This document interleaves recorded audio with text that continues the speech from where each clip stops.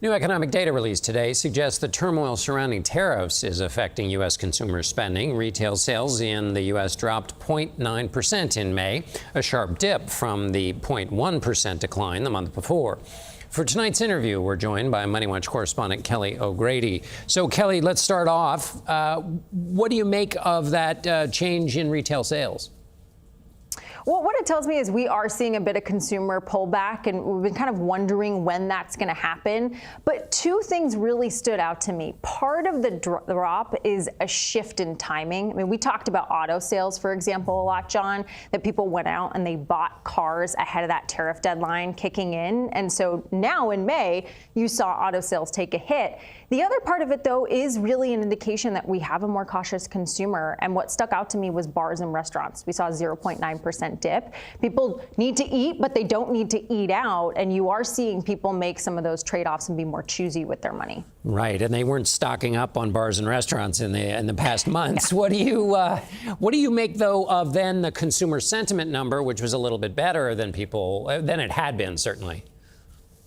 Yeah, we saw actually consumer sentiment rebound. And so then the fact that you saw the retail sales dip, I think it's kind of the delay. People were making those decisions about what they were going to spend in May back a couple months ago when they didn't feel as good about the economy. But that being said, just because consumer sentiment rebounded, it doesn't mean that we are totally out of the clear. We're rather back in the clear. We do see people in that survey. They're worried about inflation. They're worried about the economy. So we're in a slightly better situation, but we're not out of the woods. The other person in Washington, which is where you are, who has to figure this out other than you, is the Federal Reserve Chairman. That's why you're down there. How do you think they see all of this data?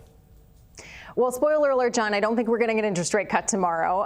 But I think that the two biggest things that we're going to be talking about in that press conference tomorrow, right, that's always the big thing. What is Chair Powell going to say? I mean, one is how many interest rate cuts are we going to get because of this pullback in consumer spending that we're seeing, but also the concern about higher inflation. Remember, we're looking at 2 right now. We're going to get an updated projection on that tomorrow.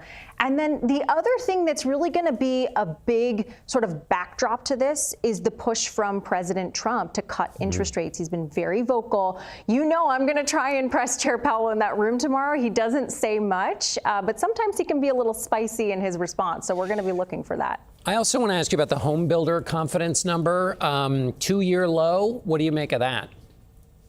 People are concerned about cost of materials going up to build homes, and they're also seeing home buyers pull back because of those higher interest rates. They're saying, I'm going to rent, I'm not going to buy. But what this means is if you're a home builder and you're seeing, well, there isn't that demand, you're not going to build as many homes. And we have a supply problem in this country, John, and that's really going to impact things going forward. Kelly O'Grady in Washington. We'll be talking to you again tomorrow. Thanks again, Kelly.